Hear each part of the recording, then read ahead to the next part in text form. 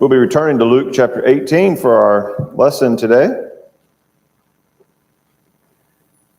One of the neat things about studying the Gospels is it's interesting the way that the account is recorded. You have mixed together and kind of interspersed teachings of Jesus, whether that be a sermon or parable. And then sometimes you have a miracle, walking on the water, feeding the thousands. And then mixed in between all of that are these personal interactions where Jesus and somebody had an encounter. And all of that's just kind of woven together in the story of the Gospels. And in those personal encounters, it's of course really interesting to see how Jesus interacts with people and how people respond to Jesus. And sometimes it ends on a sad note, like in last Sunday with the rich young ruler. He came running up and he knelt before Jesus and he had a very important question. What must I do to inherit eternal life? By the time the short conversation is over, he was walking away sorrowfully because he had great riches and he wasn't willing to part with them in order to follow Jesus. In today's lesson, it ends on a much happier note. It is a blind beggar who meets Jesus and another personal encounter, another interaction, but it ends on a joyful note. And as we read these things, of course, I think the purpose is for us to examine these stories and see these people and how did they interact with Jesus and how did he interact with them, and then to try to find ourselves in the story. Who am I like? This represents me in my interaction with Jesus. Am I like the rich young ruler? Am I like the blind beggar? Am I like the woman at the well? What do we have in common with these people? What can we learn from them?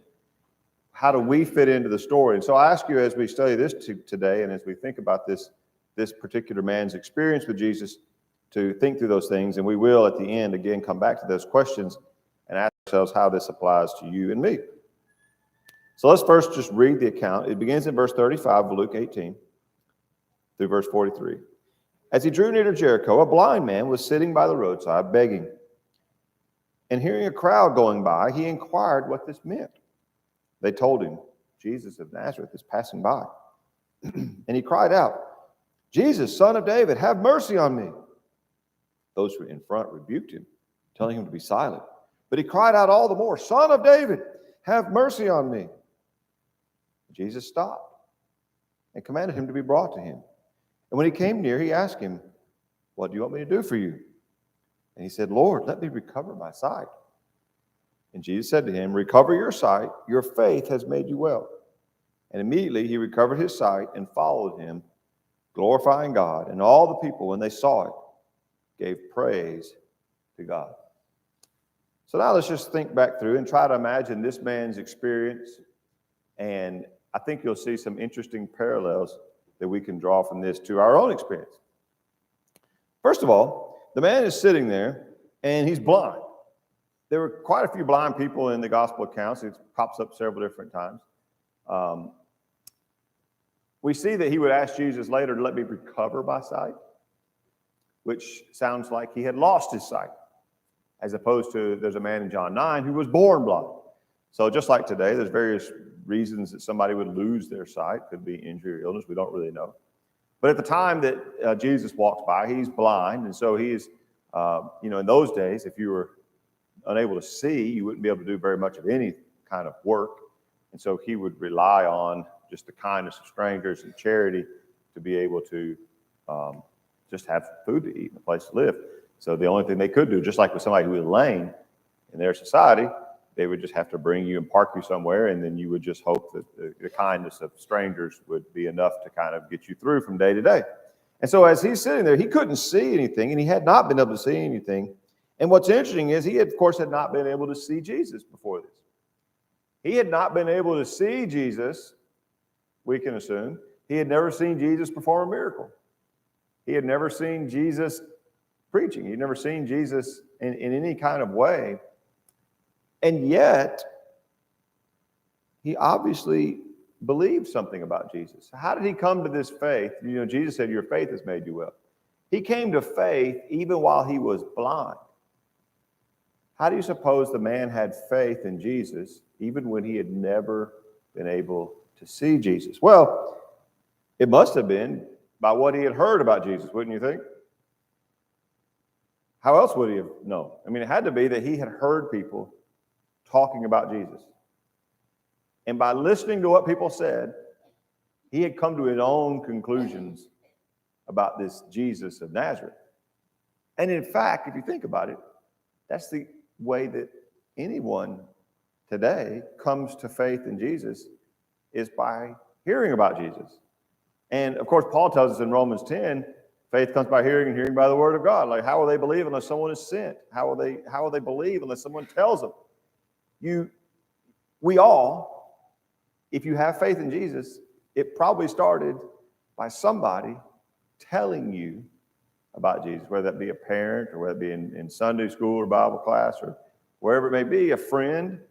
Somebody told you about Jesus, and just like the blind man, you have never seen him with your own two eyes, but you can come to faith by what you hear. Now you might think, well, he was probably able to hear from people who had been eyewitnesses to what Jesus, like he might have been able to hear people talking who had seen Jesus raise up a lame man, or had seen Jesus, who had been there when Jesus fed thousands of people, and he had seen these things. He might have been able to hear from those eyewitnesses. And in a way, we can hear their testimony as well because of what's been written. For example, John concludes his gospel this way. Jesus did many other signs in the presence of the disciples, which are not written in this book, but these are written so that you may believe that Jesus is the Christ, the Son of God, that by believing you may have life in his name. You know, in TV, they call this breaking the fourth wall. Normally the viewer is sitting there kind of just observing like you guys, and then the action is going on here like a play. And so the characters in the story are interacting with each other. But in some movies and sometimes in some plays, one of the characters will turn and address the audience. And so in television, that's called breaking the fourth wall, because normally you're kind of separated from the action. But when they turn and talk straight to the camera, it's like they're talking to me. And John does this at this point. John's been telling us all these stories about what Jesus did. And then he turns to you and me, the reader, and says, these things are written for you. Well, who is that you? It's whoever's eyes are reading the text. It's the person who is reading what he wrote. And so he's telling you a story. He's telling you what Jesus did. He's recalling the things that he had witnessed firsthand, and he's writing them down. And just so that we don't miss the point, he says, I'm writing this down for you, which is the reader. And that's me and you, whoever reads this. And we, even though we were not there, we were not in his presence, we can hear from the eyewitness they saw, and we, just like this blind man, can draw our own conclusions. Even though we didn't see Jesus, we can come to faith like he did. In fact, we might feel like we're at a disadvantage because we're separated, and we are not there. We didn't see it. But really, most of the Christians in the New Testament would have been in the same boat. When you think about the gospel spreading around, when they were told, go into all the world and preach, how many of those people that heard them preach were eyewitnesses of Jesus? Very, very few. Only the ones that lived in that area. But as the gospel spread around. But Peter would later write in 1 Peter 1, his letters to Christians who were believers. And notice what he says to them. Again, addressing the reader, though you have not seen him, that's being you, as we read this. Yep, we did see him. You love him. Though you do not now see him, you believe in him and rejoice with joy that is inexpressible and filled with glory, obtaining the outcome of your faith, the salvation of your souls. So that was the first thing I just thought about, this interesting parallel. Here's a man who is blind, and his only interaction would have been with what he had heard people say about Jesus. But that was enough for him to come to a conclusion and a conviction about Jesus, that that faith is what saved him, in this case from his blindness. But of course, in a much bigger, more important way, that same kind of faith can save us from our sins. Secondly, this faith that he had motivated him to call on the name of Jesus, to call out to him. Notice again our text, verse 37, they told him, when he asked what's going on, they said, he heard some kind of commotion. He said, what's going on? They said, Jesus of Nazareth is passing by. And he cried out, Jesus, Son of David, have mercy on me. There's an interesting confession built into that of his faith, because when he says, what's going on? You try to imagine him. He's sitting there and he's blind, waiting, hoping, for somebody to give him something. And there would be the normal sounds of the street, the normal sounds of people coming and going. But then he heard something that he could tell something was happening. And he could tell just by the sound that something's going on, something unusual is happening. And so he's asking, what's happening? And I said, oh, Jesus is passing by. That gives you a little insight into what the world must have been like in that, Jesus, even though he didn't necessarily have tons of followers, a lot of people knew who he was. And so if you had been in the village, if you'd been in the town, if you'd have been around and you were a shopkeeper or whatever, and somebody said, hey, Jesus is coming this way, maybe you get a little notice, maybe somebody's ahead of him, or you look down the street and there's like a clump of people, and like, what's that? What's happening there? Well, that's Jesus. He's passing by. And so probably lots of people would have just lined the streets. Remember, in fact, in the very next passage, which will probably be next week's lesson, there's a man who was too short to be able to see. And so he climbs up in a tree to be able to catch a glimpse. But again, they were just going to be somewhere nearby as Jesus passed by. And it would be kind of neat to see that, to be able to. I remember we went to a basketball game one time when I was in college, and it was when Clinton was president, but he was at the game. It was a Washington Bullets game before they became the Wizards. And we went to we were standing outside, and they said, everybody had to step back, and there was a motorcade that went by. And so as this limousine passed by, I could see I was standing, I could see right in the back window, and he had a little, like a note thing open. He has glasses on and like a light on. He was like already working on something as they were leaving the game. We were standing right there, and he passed by, and it was kind of neat that I felt like, hey, I saw somebody important. You saw somebody pass by. Well, in this case, they're saying Jesus is passing by. Well, this man, he cries out. Notice what they told him. They said, Jesus of Nazareth is passing by. That's his, let's say, earthly name, Jesus of Nazareth. That's just, Jesus of Nazareth, like a human being. But when he cries out, he doesn't say, hey, Jesus of Nazareth. Notice what he cries out in verse 38. Jesus, Son of David, have mercy on me. Now, that's an important title, Son of David. Son of David is invoking the descendant of David, who would be the king. We see this, for example, in Matthew in chapter 12, verse 22, when a demon-possessed man was brought to him and he healed him. The man spoke and saw, and all the people were amazed and said, can this be the Son of David? So the Son of David is like an important title. They were waiting on the Son of David. So when they say, he says, what's going on? And they say, Jesus of Nazareth is passing by. When he calls out to him, he says, Jesus, Son of David. He recognized that Jesus was this long-awaited Messiah. And in order for him to be helped, he had to confess this, and he had to call on Jesus. In the same way, for you and me today, when we come to believe in Jesus, let's say just like him, you hear about Jesus from other people talking, and you come to believe in Jesus. Well, the next step is you have to say that out loud. You got to be, your own voice has to confess this, that Jesus is the Christ, the Son of God. Paul, again, back to Romans 10, says, if you confess with your mouth that Jesus is Lord. That's exactly what this man did when he says, Jesus, Son of David. That's what he's confessing. And believe in your heart that God raised him from the dead, you will be saved. And just a few verses later, he quotes, I believe that's from Joel 2 there, for everyone who calls on the name of the Lord will be saved. And so that's what this man does. He's sitting there. He hears that Jesus is passing by, and so he calls out to him. And as he calls out to him, he had faith that Jesus could help him. Notice that he says, Jesus, Son of David, have mercy on me. A lot of times we think of the word mercy meaning like, don't punish me. But in a broader sense, it just means have compassion, like help. So when he's saying, have mercy on me, he's asking for Jesus to help, to have compassion. And that shows as well that he trusted that Jesus could help him.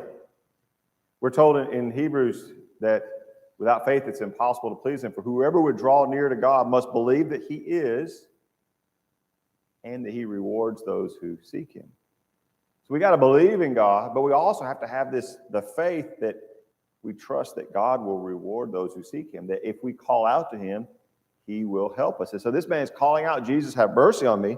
He believes in Jesus' ability to do that very thing. And so when Jesus says, what do you want me to do for you? He says, Lord, let me recover my sight. And that also shows that he recognized his need for Jesus. A lot of people don't cry out to Jesus for help because they don't recognize that they need help. For this man, it was really obvious. He knew what his problem was. His problem was that he was blind. And that wasn't hard, I almost say, to see. It was easy to recognize what his problem was. His problem was obvious. But for some other people who have just as serious a problem, if not more serious, they're oblivious to their problem. And so they don't recognize their need for Jesus. I mentioned earlier that in John 9, there's another blind man who was healed. It's a fascinating account. We're just skipping down to the end of it. After the end of that whole thing, Jesus has a conversation with some Pharisees after he healed that blind man.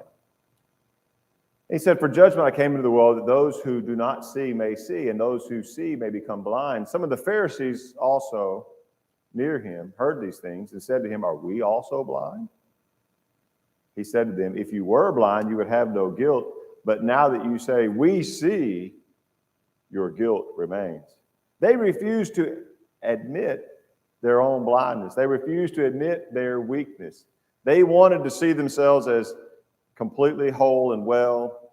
And as long as they saw themselves as not needing any help, Jesus wasn't going to help them. Their guilt would remain on them. And in the same way, I think this stands in a lot of people's way. They may believe in Jesus. They may have no problem with that, with what the Bible teaches, but they don't see themselves as needing salvation. They don't want to admit that they need help. They don't want to admit that they need forgiveness. Sometimes admitting a fault can be one of the hardest things. Isn't that strange? I don't know what's wrong with us that we're that way. But it could be that everybody in the room knows what you just did, but you just have to be able to say it out loud, and you can't. Can't bring yourself to admit, I was wrong. I'm sorry. It takes humility. But as long as we want to pretend that we don't have anything to be sorry for, then we're not going to call out to Jesus for help. This man was willing to say, I need help, and he was willing to say what he needed, and that's important if we're going to get the healing that Jesus has. Another interesting thing is that he didn't let anybody get in his way. Did you notice that in verse 39? Those who were in front rebuked him, telling him to be silent. Jesus is passing by, probably an entourage of some kind. The other regular folks who are out there doing their business are like probably getting out of the way or moving back and standing there like somebody just right down the road is climbing a tree. People are kind of getting ready to be in position, like, a parade. I'm picturing, where you find your spot on the curb and you're watching, here he comes. And so as he's coming by, this guy starts shouting, and the people are, shh, like, don't do that. Why do you suppose they were telling him to be quiet? Maybe it's kind of awkward. Maybe he's making a scene. He's shouting out. He's causing a distraction. Maybe they think Jesus has got more important work to do. I don't know. But they're saying, hey, shh, don't do that. He just asked him, what's going on? Jesus, he starts calling. No, shh, be quiet. Don't. But what did he do when they told him, pipe down? It says he cried out all the more. He didn't care whether he was annoying those people in front of him. He didn't care what they thought. He wasn't going to let their discouragement stop him from getting the help he needed. He was blind, and he trusted that Jesus could help him, and he didn't care if that annoyed some people. He was going to get Jesus' attention if he could. In the same way, we have to, you have to, I have to have the kind of determination. If you're going to seek Jesus, you might ruffle some feathers. You might annoy some people. You might irritate some friends or family. When you say, I'm going to go to church, or I'm going to do this, or I'm not going to do that, there's going to be people that don't understand. There's going to be people that belittle that, or that say, oh, you don't need to be going there. You don't need to be doing that. Why are you doing that? But if you're seeking Jesus, you got to be able to tune all that out, because you recognize what he's got is what I need, and I don't care if that's annoying you or bothering you, or you don't agree. You think I'm making a scene. You can't worry about being embarrassed. You can't worry about, how people think about you. Your only concern is he's the man that can help, and I'm going to get his attention, and I'm going to call out to him. Earlier in the same chapter, Jesus told a parable about being persistent. Look at verse 1 of chapter 18. He told them a parable to the effect that to always pray and not lose heart. He said, in a certain city there was a judge who neither feared God nor respected man. There was a widow in that city who kept coming to him, saying, give me justice against my adversary. For a while he refused. But afterward he said to himself, though I neither fear God nor respect man, that'd be a funny thing to admit to yourself, wouldn't it? Yet because this widow keeps bothering me, I will give her justice so that she will not beat me down by her continual coming. And the Lord said, hear what the unrighteous judge says. And will not God give justice to his elect who cry to him day and night? Will he delay long over them? He's saying, look, even a scoundrel will give in to someone who is persistent. And if an unrighteous person would do that, what do you think about the perfect judge? Isn't he going to also give what's asked to someone who is persistent? So the idea is, if you start to call out and then you immediately like, oh well, I guess that didn't work. Or you ask one time and then it didn't go, and then you just, oh well, I don't even know why I bothered, and you just quit and give up. That's not the kind of faith. The kind of faith that we see that resulted in salvation is this persistent, sticking with it kind of faith. And the blind man had that same kind of faith, and he was persistent in calling out. And then finally, we see that after he was healed, he didn't just walk away, but he started following Jesus. Verse 42, Jesus said to him, recover your sight, your faith has made you well. And immediately he recovered his sight and followed him, glorifying God. And all the people, when they saw it, gave praise to God. Now that he could see, he knew exactly what he wanted to do. You would think, okay, he can see, he can go anywhere he wants to go. He can go back to doing whatever it was he couldn't ever do because he was blind. But now that he can see, there's only one thing that he wants to do, and that is follow the man who just healed him. And so he starts following. He uses his eyesight to follow Jesus and glorify God. What a wonderful way for the story to end. Hopefully the application has already been clear as we've gone through it, but let's just go through it again just to think through this. And we think of how this applies to you and to me, especially if you have never given your life to the Lord. Perhaps, like this blind man, you've never had an encounter with Jesus. You've never seen Jesus, of course. None of us have seen him with our earthly eyes. But you've heard about him. Maybe you've heard family members talking about him. You've heard your mom and dad talk about him. You've heard friends talk about him. Obviously, you're here today. You're hearing stories about Jesus from his word. You have to decide whether you are going to take the next step in what you've heard and put those things together in your heart and choose to believe based on what you know. And a lot of people say, well, I don't know if I know enough. It's a very common thing that people say in their heart. Maybe I need to know more. Like, well, why wouldn't you take the step of faith of saying, I want to follow Jesus? And very often people say, well, I need to know more. And maybe what they mean by that is, I still have some questions. Well, I don't know, you won't find anybody in this room, and you won't find anybody who doesn't still have some questions. And you'll always have some questions. And I don't know that all of our questions are ever going to be answered on this side of the grave. You're never going to have it all figured out. That is a delay tactic that would keep you from ever responding to faith if you waited till you had all the questions answered and everything figured out and complete knowledge. That's not the way that it works. In fact, think about, what did this man know? All he knew was that Jesus of Nazareth is Jesus, the son of David. He can help me. He had enough faith to know who to call on. And if you have faith that Jesus is Lord, then you have enough faith to call on him. And so that's the first step. If you have heard about Jesus and you've heard enough to come to that faith. The second thing is, of course, you have to recognize your need for Jesus. Otherwise, you won't be bothered. Why should I call on Jesus? I don't even need him. Well, you may not be blind, but you are guilty of sin because you're like everybody else, and we're all guilty of sin. And you can't fix that on your own, just like this blind man couldn't fix his problem on his own. And it would be hard for him to ignore his problem, but a lot of people ignore the problem of sin in their life and their need for forgiveness and their need for salvation. But once you recognize that, then you recognize there's only one person you can call on who can help with those things, and it's Jesus, the Lord. And so then you must call on him. You could go to church for many years. You could hear thousands of sermons. You could know a lot about the Bible. But at some point, on some day, you have to make a choice to say, I'm ready to say the words. And nobody can do that for you. Nobody can come to that conviction for you. And nobody can mouth those words for you. Parents can drag their kids to church. They can plop you in the little seat in the, baby class. They can make sure you're there, and they can tell you all these things.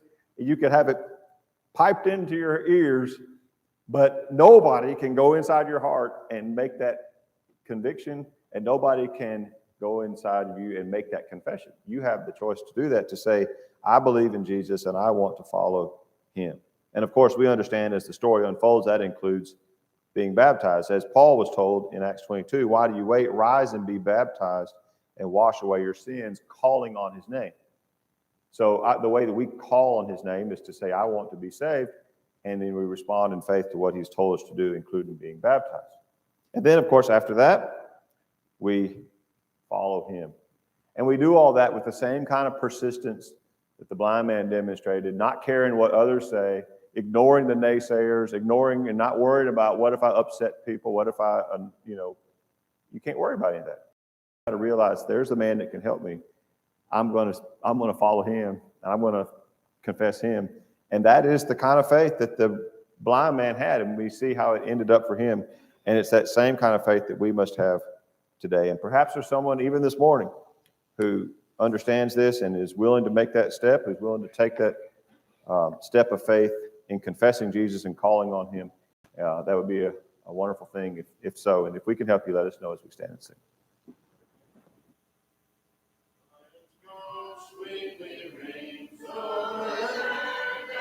See, bidding us look to realms